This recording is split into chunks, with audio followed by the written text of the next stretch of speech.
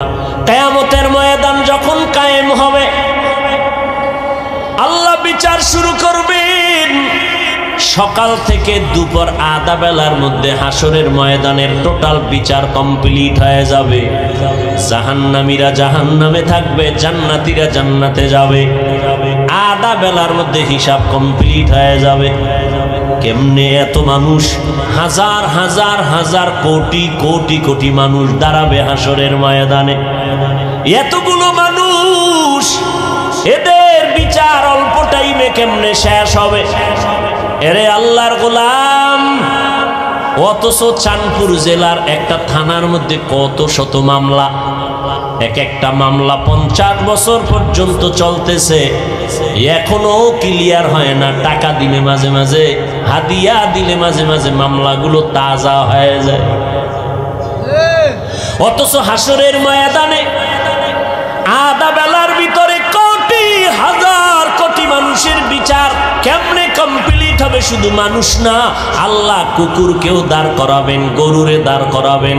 এই পশু দাঁড়া, এই কুত্তা, দুনিয়াতে তুই ছিলি দুর্বল, তোর পাশের কুকুর ছিল শক্তিশালী, গায়ের জোরে তোর উপরে আক্রমণ করেছে, আজকে তোরে শক্তি বাড়ায় দিলাম, প্রতিশোধ নিয়ে নে, কারণ এটা ইনসাফের আদালত।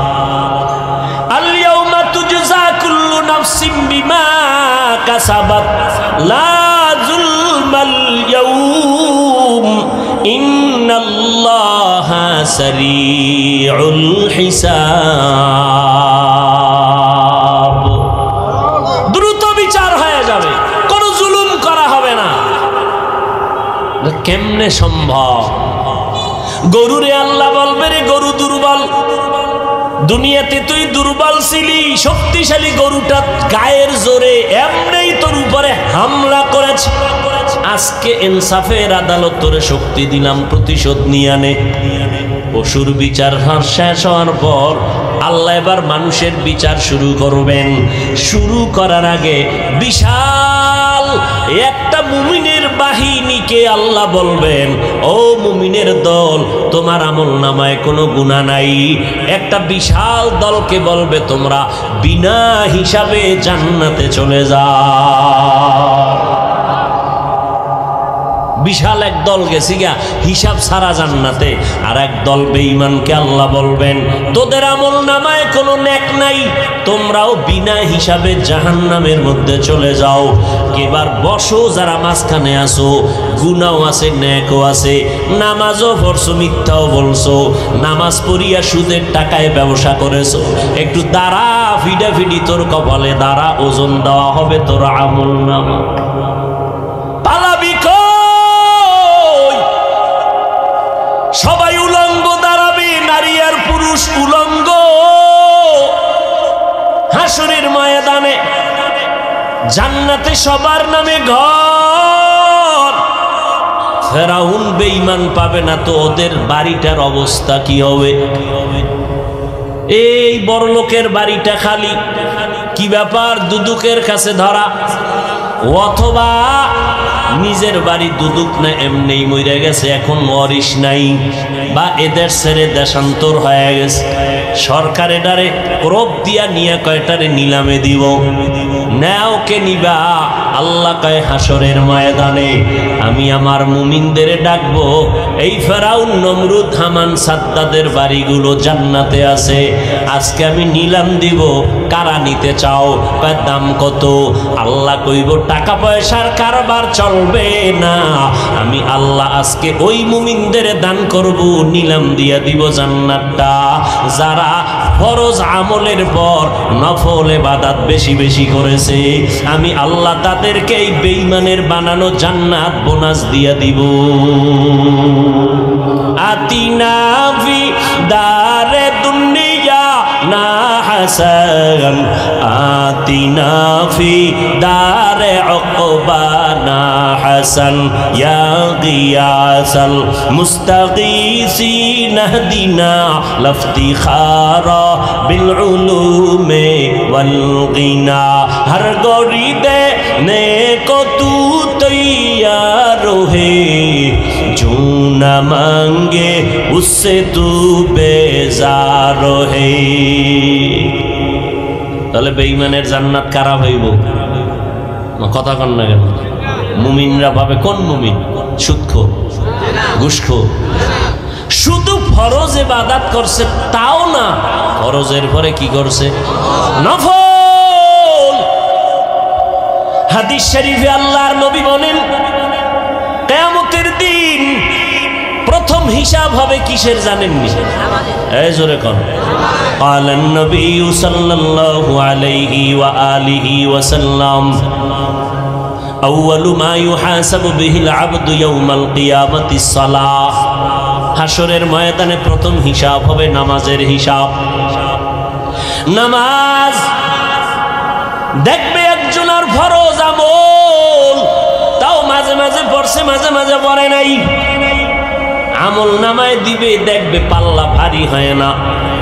আল্লাহ নবী বলেন তখন আল্লাহ বলবেন একটু দেখ ফেরেশতা, ফরজ আমলের ঘাটতিটা পূরণ করার জন্য নফল আমল আছে কিনা দেখ। নবী বলেন যখন নফল পাওয়া যাবে বান্দার নফল দিয়া ফরজের ঘাটতিগুলো পূরণ করে দিবে। অথচ একদল হুজুরেরা কয় নফল লাগে না, নফল টফল লাগে না। অথচ নফলের দাম কত? আমার নবী সারা রাত নামাজ পড়ে পড়ে পা মোবারক ফুলায় ফেললেন। আবু বকর নামাজে দাঁড়ায় সারা রাত কান্না করলেন। ওমরে ফারুক কাঁদলেন। নফল যত বেশি পড়বেন এর দ্বারা ফরজের ঘাটতি পূরণ হবে। আমরা ফরজের সালাম ফিরাইয়া কি পড়ি জানেননি? কারো জানা আসেনি? সালাম ফিরানোর সাথে সাথে কি পড়ি? আস্তাগফিরুল্লাহ, আস্তাগফিরুল্লাহ, আস্তাগফিরুল্লাহ। কয়বার? এর আগে একবার পড়বেন আল্লাহু আকবার, এরপরে 3 বার আস্তাগফিরুল্লাহ। বুঝেননি কেন আস্তাগফিরুল্লাহ পড়ি? আস্তাগফিরুল্লাহ তো গুনাহ করলে, নামাজে গুনাহ করছিনি, তা আস্তাগফিরুল্লাহ কেন? ও ভাই, তুমি নামাজের মধ্যে দাঁড়িয়েছো, যেইভাবে দাঁড়াইলে মালিকের দরবারে দাঁড়ানোর আদব রক্ষা হয় ওইভাবে দাঁড়াইতে পারো নাই, ভুল করেছো।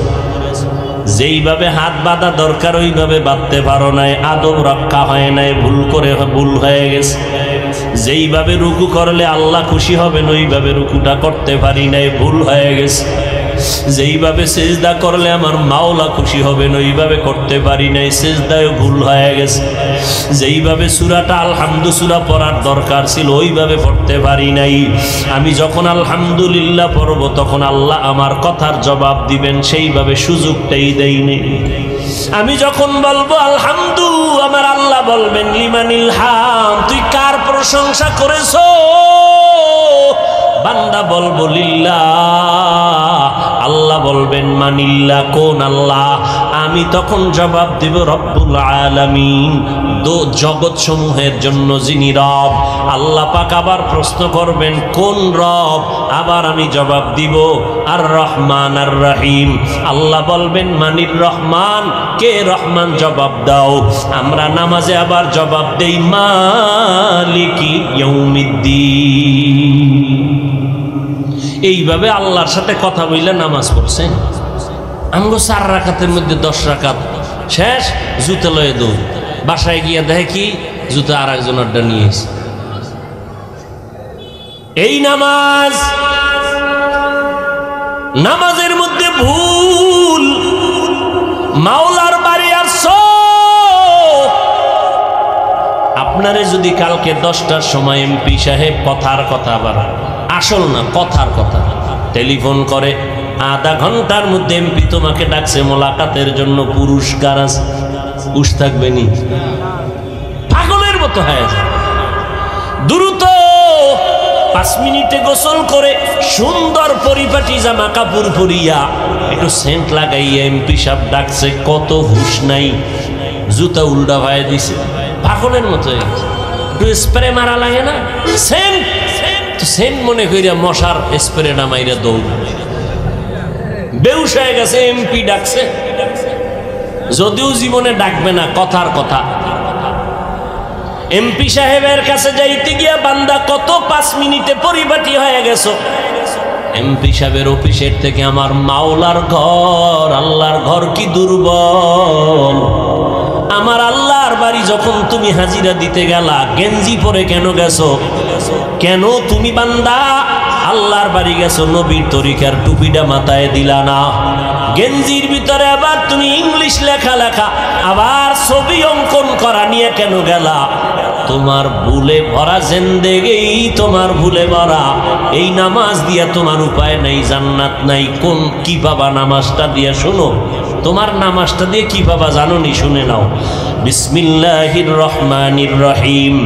আরাআইতাল্লাযী ইউকাযযিবু বিদ্দীন ফাযালিকাল্লাযী ইয়াদউল ইয়াতীম ওয়া লা ইয়াহুদ্দু আলা তাআমিল মিসকিন। পড়েন সবাই। ফাওয়াইলুল লিল মুসাল্লিন।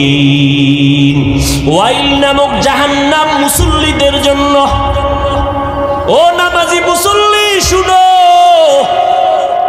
ওয়াইল নামক জাহান্নাম বড় ভয়ঙ্কর জাহান্নাম। ওয়াইল নামক জাহান্নাম মুসল্লিদের জন্য যারা নামাজ পড়ে। এবার বুঝেন, নামাজ পড়িয়াও ওয়াইল নামক জাহান্নামে যাওয়া লাগবে। যারা বাংলা পড়তে পারেন, মোবাইলে এই সূরাটা ডাউনলোড করে তরজমাটা ব্যাখ্যা করে দেখো বাংলায়। ফাওয়াইলুল লিল মুসাল্লিন, কেমন মুসল্লি যার জন্য ওয়াইল নামক জাহান্নাম আল্লাহ বানায় রাখছে। কেমন নামাজি মুসল্লি যার নামাজ হবে ওয়াইল নামক জাহান্নামে যাওয়ার কারণ। ও নামাজি ভাই, ইমাম সাহেবকে রাত একটু লম্বা নিলেই তোমার নামাজের ভিতরেই মাথা গরম। তা আল্লাহর সাথে কথা বলবে কখন? নামাজের ভিতরে হুজুরির উপরে গরম হয়ে গেছে। ভাইরা আমার, এই নামাজ হাসরের ময়দানে বিচার। প্রথম প্রশ্ন হবে নামাজের হালাতের হিসাবটা দেওয়া আগে। আর বেঈমানের মধ্যে ব্যবধান হলো নামাজ। বেঈমানেরা নামাজ পড়ে না, মুমিনেরা নামাজ কখনো ছাড়ে না। এরে নবীর উম্মতের দল, আল্লাহ তাআলা বলেন আমি কাউকে জাহান্নামে দিতে চাই না। তার এক দলিল গেল, সবার নামে জান্নাতে বাড়িয়েছে। তার আর একটা দলিল শুনেন, আল্লাহ তাআলা কিয়ামত পর্যন্ত ইসরাফিলের সিংহায় ফুৎকার দেওয়ার আগ পর্যন্ত তওবা নামের দরজাটা খুলিয়া রাখছেন। আল্লাহ পাক বলেন, ও বান্দা, তুই তো গুনার পাহাড় করছো, একদিনে করো নাই। একদিন, 2 দিন, 3 দিন, 1 মাস, 2 মাস, 1 বছর, 2 বছর করে করে গুনাহ করে করে করে করে এখন বিশাল পাহাড় বানাইছো। 40-50 বছরের গুনার দ্বারা বিশাল একটা পাহাড় হয়ে গেছে। আমি আল্লাহ তাআলা কেমন দয়ার দরজাটা খুলে দিছি জানো নি? যদি একটু তওবা করার মতো করতে পারো, আমি 1 সেকেন্ডের চোখের পানি যদি ছেড়ে দাও, আমি তোর 50 বছরের গুনাহ 1 সেকেন্ডের মধ্যে মাফ করে দিব। আল্লাহ চায় তুই তওবা কর, গুনাহমুক্ত হইয়া কবরে আসবি। যদি কবরে গুনাহমুক্ত হয়ে যেতে পারো, মরণকালে যদি তোমার জবানে কালেমা জারি হইয়াই যায়, আল্লাহ তাআলা জিবরাইল আমিনকে পাঠাবেন। এই বান্দা কোন জান্নাতটা পাবে তার ছবিটা তার চেহারার সামনে একটু দেখাইয়া দাও। ওদিকে আজরাইল আসছে তোর জানটা নেওয়ার জন্য। আজরাইলের দেইখা তো কলিজা লগে নাই, চোখ উল্টাইয়া যায়। কিন্তু যেহেতু বান্দা আল্লাহর প্রিয় বান্দা মুমিন, আল্লাহ কয়, ফেরেশতা, আমার বান্দা আজরাইলের অবস্থাটা যেন অনুভব করতে না পারে, ভয় না পায়, জান্নাতের ছবিটা ধরে দাও। যখন জান্নাতের ছবিটা সামনে ধরে, তখন ওই মুমিন বান্দা জান্নাত দেইখা মুস্কি মুস্কি হাসে। তখন ওইটা দেইখা চায় তাড়াতাড়ি ধরতে যাবে। এর মধ্যেই ভেতরে একটা আনন্দ কাজ করে, এর মধ্যেই জানটা আজরাইল নিয়ে যায়, অনুভব করতে পারে না। আর যারা গুনাহগার, এদের যখন জান কবজে আজরাইল হাজির, আল্লাহ কয় কোন জাহান্নাম পাবে, জাহান্নামটা ধরে দাও। কোন আগুনে জ্বালানো হবে একটু দেখাইয়া দাও। কেমন আগুনে এই নাফরমান বেঈমানটারে আমি জ্বালাবো, জাহান্নামটা দেখায় দাও। এরে নবীর উম্মতের দল, জাহান্নামটা দেখা অন্তরের পানি শুকাইয়া পাগল, ওদিকে আজরাইলের চেহারাটার আকৃতি দেখা পাগলের মতো হয়ে যাবে। আয়েশা রাদিয়াল্লাহু আনহা বলেন, আমি একদিন তাকাইয়া দেখি আমার মায়ার নবী আমার রুমের একটা কোনায় বয়া চুপচাপ গুনগুন গুনগুন করে নবী কান্না করে। আমি আয়েশা ভয় পেয়ে গেলাম, না জানি কোনো বেয়াদবি আমি করে ফেলেছি নাকি।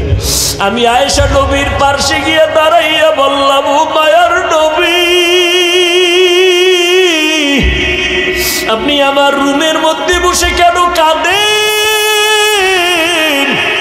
আমি আয়েশা কোনো বেয়াদবি করেছি নাকি? না রে আয়েশা, তুমি কেন বেয়াদবি করবা বলো? আম্মা জান আয়েশা বলেন, ও নবী, আমার মাত্র বয়স অনেক কম, 6 বছর বয়সে আপনার সাথে আমার বিবাহের বন্ধন হয়েছে। 9 বছর বয়সে আমি আপনার ঘরে আসছি। ও পর্দার আড়ালের আম্মা জানেরা, আম্মা জান আয়েশা কান্না করেন, নবী আমার বয়স অনেক কম।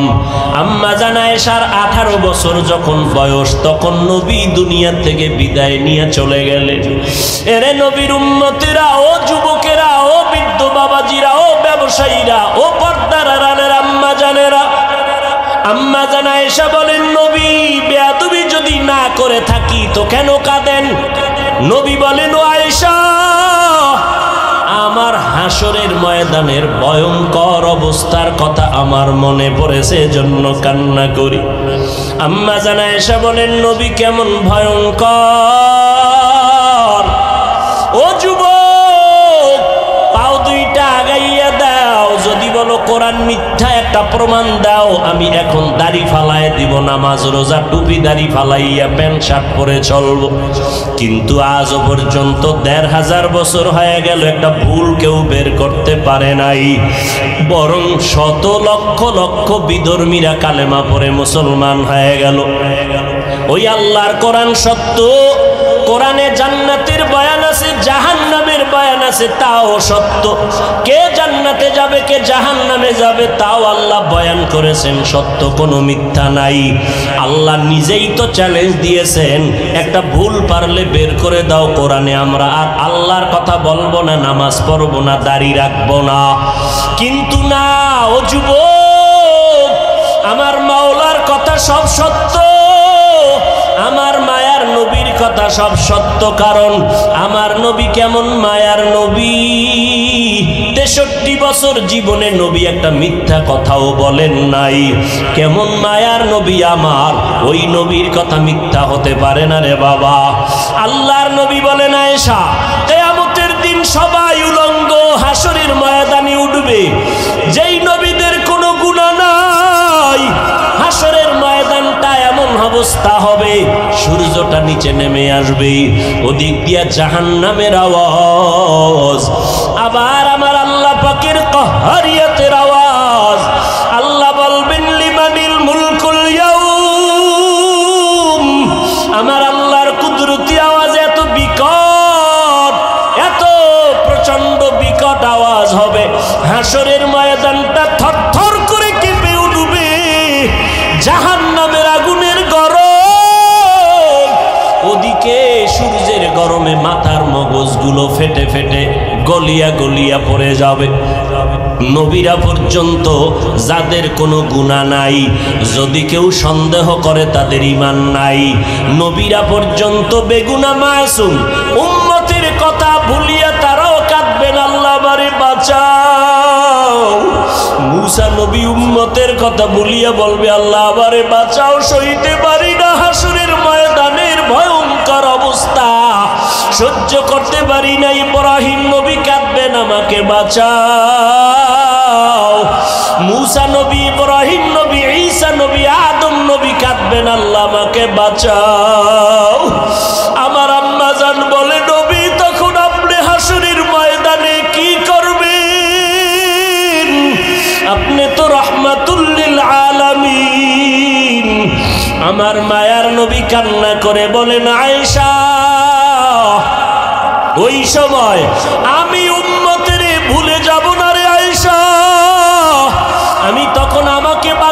চিন্তা করব না, আমি তাৎক্ষণিকভাবে আমি মাকামে মাহমুদে মাওলার দরবারে সিজদায় পড়ে যাব আর কান্না করে বলবো, আল্লাহ আমার উম্মতের বাঁচাও, ও আল্লাহ আমার উম্মতেরা কই, আমার একটা উম্মতের যেন জাহান্নামে না যায়, জাহান্নাম থেকে বাঁচাও। আমার একটা উম্মত জাহান্নামে গেলে আমি জান্নাতে যাব না। ও নবীর আশেকের দলের আরে বাবা, আজকে তুমি স্কুলে পড়ো, কলেজে পড়ো, বাধা নাই।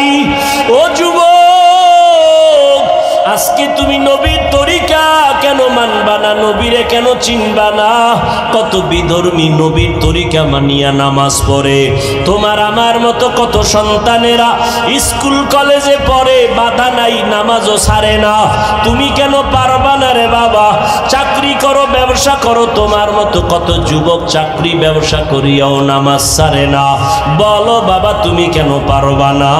নবীর তরিকায় দাড়িটা লম্বা করতে কেন পারো না রে বাবা? মনে মনে ভাবছো কি আল্লাহর কোরআন মিথ্যা, নবীর কথা মিথ্যা? না রে বাবা, না। ও যুবকেরা, আল্লাহর কাছে তওবা করে কাঁদো। যদি পাও দুইটা আগাইয়া দাও, আমি পায়ে হাত ধরিয়া হলো বলতে রাজি, আর গুনাহ করবা না। স্কুল কলেজে পড়ে ডাক্তার হও, ইঞ্জিনিয়ার হও, আলহামদুলিল্লাহ দোয়া করি, তবে বেয়াদব হইও না। আদর্শ ডাক্তার হও, আদর্শ ইঞ্জিনিয়ার হও, আদর্শ এসপিডিসি হও। তোমার ব্যবহারে যেন আলেমরা কষ্ট না পায়, তোমার আচরণে যেন কোনো মুরব্বীরা কষ্ট না পায়, তোমার ব্যবহারে তোমার আপনজন বন্ধু বান্ধব যুবকেরা যেন কষ্ট না পায়, তোমার ব্যবহারে যেন মা বাবা কষ্ট না পায়।